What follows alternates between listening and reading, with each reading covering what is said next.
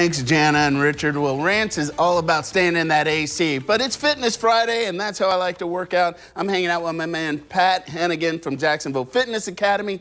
Today, we're talking about stretching. And so, my fitness journey, you've seen my stuff. I go in, I throw up iron, because it takes a lot to get all of this, you know what I'm saying? But I'm guilty of not always stretching before or after.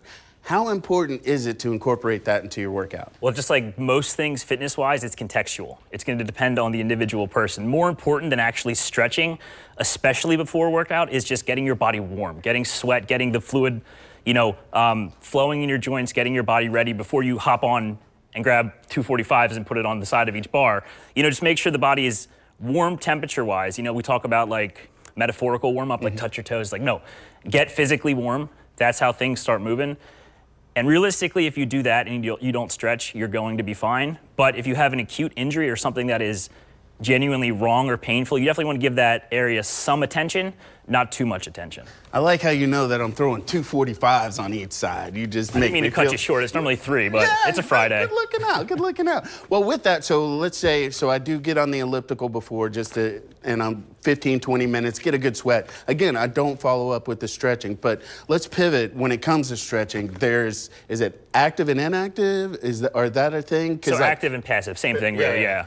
And so I remember growing up, I'm aging myself. It was like we'd stretch our toes, but we'd bounce. Is that still a thing? Yes and no, again, contextual. I mean, really, stretching and when it comes to flexibility is something that is more complicated than we make it out to be, because it's not only a physical sensation, it's a neurological thing too.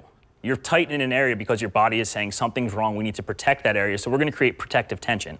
And a lot of times when adults like us, adults who work at a desk, adults who are stressed out, are tight in like a random area, their back, their hamstrings, their hips, it's actually protective tension from the brain because you're so used to being in these awkward positions, holding a baby, sitting at a desk, where your body's saying, okay, something's wrong, something is off kilter here. We're gonna tighten up this particular area to make sure that nothing happens further. So a lot of times it's stretching that particular area, let's say hamstrings, for example.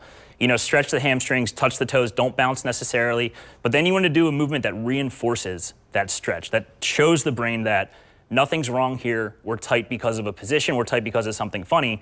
And if you hit both the physiological and the neurological side, you'll actually open up in much, much less time than, stretching for 45 minutes for a week. You just hit on something, and I mean, I know I've been talking about working out, but you're talking about, mentioned like sitting at a desk or maybe holding a baby. How important is it for people to stretch just in their everyday, even if they're not even working out? Very important, especially, holding a baby. We have 2 right now that are being held on. Are you I'm like sure one of these shoulders is higher, yeah. You always want your body to be in a state of physical preparedness. Yeah. So you don't want to wake up feeling, you wake up, you feel tight, you feel stiff, especially if you are having a child wake up in the middle of the night, especially if you're having a hard time fall asleep because you're stressed about work. So simple things, and the tight areas are going to be different for everybody. But honestly, like yoga-based moves are the best thing you can do for mobility and flexibility first thing in the morning, whether that's a bird dog, a cat cow, even touching your toes or doing a door stretch to open up your chest. For a lot of people who have that rounded back are going to be paramount. But again, I would suggest pairing things like that with easy exercises. So like cat-cow into some push-ups, something into a bodyweight squat. Grab a band and do band pull-aparts throughout the day. Just keeping your body constantly ready. All right, so this is Pat Hennigan from Jacksonville Fitness Academy. If people want to connect with you, what's the best way to do it? So you can find us at jacksfitacademy.com, and on Instagram we are Jack's Fit Academy, and my personal is pat.hennigan. All right, I'm stretching, y'all. We'll be back with more River City Live. Don't bounce right after this.